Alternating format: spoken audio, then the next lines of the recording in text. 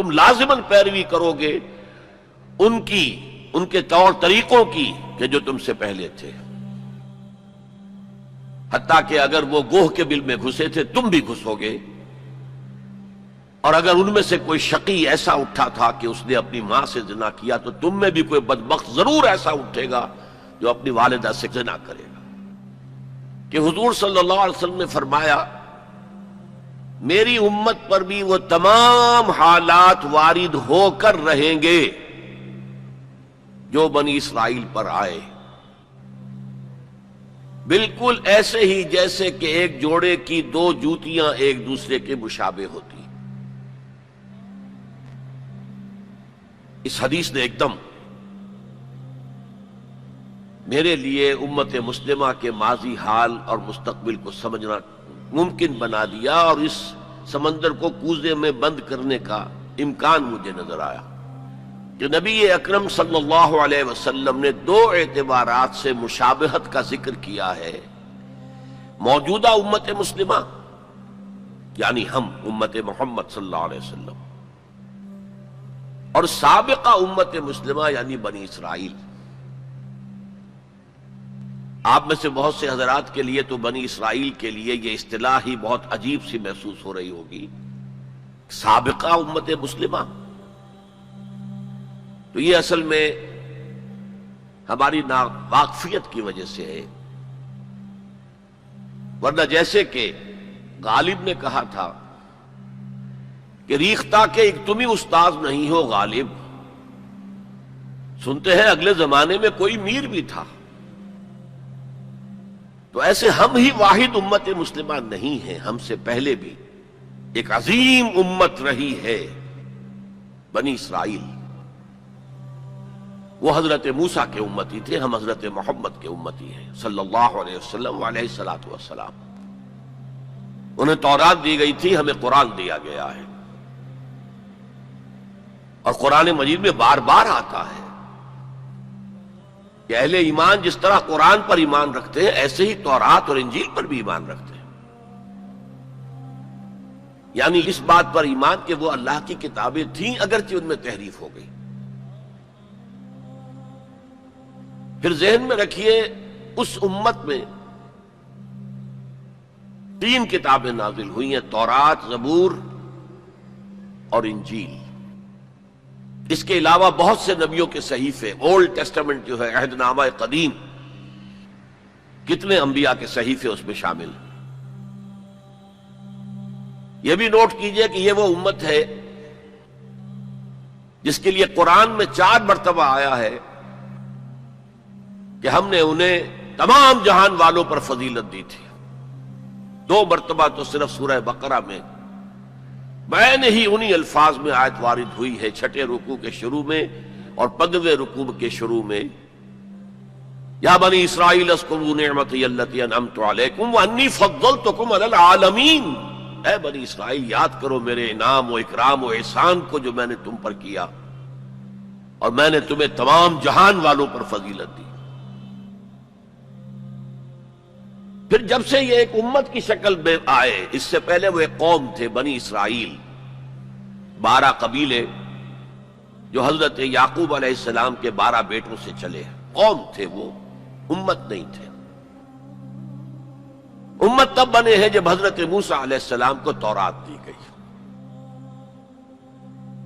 اس وقت سے لے کر 1400 برس ایسے گزرے ہیں اس امت میں کہ کوئی ایک لمحہ بھی نہیں تھا کہ کوئی نبی موجود نہ ہو۔ یہ جو چین ہے مسلسل انبیاء کی، آغاز بھی 2 رسولوں سے ہوا، موسیٰ اور ہارون علیہم السلام، اختتام بھی 2 پر ہوا، عیسیٰ اور یحییٰ علیہم السلام، اور دونوں کے درمیان سمجھئے کہ ڈور بندھی ہوئی ہے کہ اس میں کہیں کوئی رکھنا نہیں۔ بخاری شریف میں روایت ہے حضور کی صلی اللہ علیہ وسلم، کانت بنو اسرائیل تسوسہم الانبیاء کلما ہلک نبی خلفہ نبی۔ بنی اسرائیل کی سیاست، ان کے انتظامی معاملات انبیاء کے ہاتھ میں ہوتے تھے، جیسے ہی کوئی نبی فوت ہوتا تھا کوئی اور نبی اس کا خلیفہ بن جاتا تھا، جیسے حضرت داؤد، حضرت سلیمان۔ یہ دو مثالیں تو ہر انسان کو معلوم ہیں۔ بہرحال اس امت اور موجودہ امت مسلمہ امت محمد صلی اللہ علیہ وسلم میں مشابہتیں دو اعتبارات سے بیان کی گئی۔ ایک اس اعتبار سے مسلمانوں تم میں بھی وہ ساری گمراہیاں پیدا ہوں گی جو سابقہ امت میں پیدا ہوئی۔ لَتَتَّبِعُنَّ سُنَنَ مَنْ كَانَ قَبْلَكُمْ، تم لازماً پیروی کرو گے ان کے طور طریقوں کی کہ جو تم سے پہلے تھے، حتیٰ کہ اگر وہ گوہ کے بل میں گھسے تھے تم بھی گھسو گے، اور اگر ان میں سے کوئی شقی ایسا اٹھا تھا کہ اس نے اپنی ماں سے زنا کیا تو تم میں بھی کوئی بدبخت ضرور ایسا اٹھے گا جو اپنی والدہ سے زنا کرے گا۔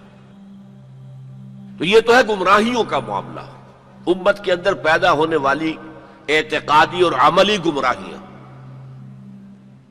چنانچہ اس کے ضمن میں جو 10 رکوعوں پر مشتمل فرد جرم عائد کی گئی ہے بنی اسرائیل پر سورہ بقرہ میں،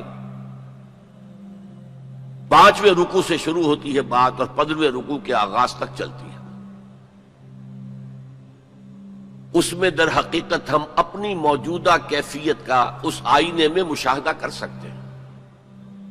وہ ساری اعتقادی اور عملی گمراہیاں ہمارے اندر پیدا ہوئی۔ ہم تو بخشے بخشائے ہیں، سیغفر لنا، ہم تو اللہ کے محبوب اور چہیتے ہیں، ہمیں تو آگ جہنم کی چھوئے ہی کہ نہیں، چھوئے گی تو گنتی کے چند دن۔ پھر دین کے اندر تفریق، کچھ احکام ماننے کچھ نہ ماننے، جس کا میں حوالہ اس سے پہلے دے چکا ہوں۔ افتؤمنون ببعض الکتاب وتکفرون ببعض۔ پھر یہ کہ دین کے ظاہر کے اوپر ہی اپنی ساری توجہ جو ہے مرکوز کر دینا، باطنی اس کی حقیقت اور باطنی روح سے صرف نظر کر لینا، ظاہری چیزوں میں بال کی کھال اتارنا اور چھوٹی چھوٹی چیزوں پر کفر کے فتوے لگا دینا، جیسے کہ حضرت مسیح نے کہا تھا کہ تم مچھر چھانتے رہ جاتے اور سموچے اونٹ نگل جاتے۔ رفع یدین پر تو ہو رہا ہے من دیگرم تو دیگری، تم اور ہو میں اور ہوں، اور سودی کاروبار میں بھی کر رہا ہوں وہ بھی کر رہا ہے، کوئی پرواہ نہیں۔ تو ایک پہلو تو یہ ہے، اور وہ بھی ہمارے لیے بہت توجہ طلب ہے کہ ان آیات کو پڑھتے ہوئے ہم اپنا جائزہ لیتے رہیں کہ اصل میں ان آیات میں سورہ بقرہ کے 10 رکوعوں میں اللہ تعالیٰ نے پیش کی ایک آئینہ ہمارے سامنے رکھ دیا کہ اس اعتبار سے تمہارے اندر بھی گمراہیاں پیدا ہو کر رہیں گی، تاکہ جن کو بھی اللہ توفیق دے وہ اس آئینے میں اپنی تصویر دیکھ کر اپنی اصلاح کی طرف متوجہ ہو جائیں۔ دین کی بات پھیلانا صدقہ جاریہ ہے، ثواب کی نیت سے ویڈیو کو شیئر ضرور کیجیے۔ جزاک اللہ۔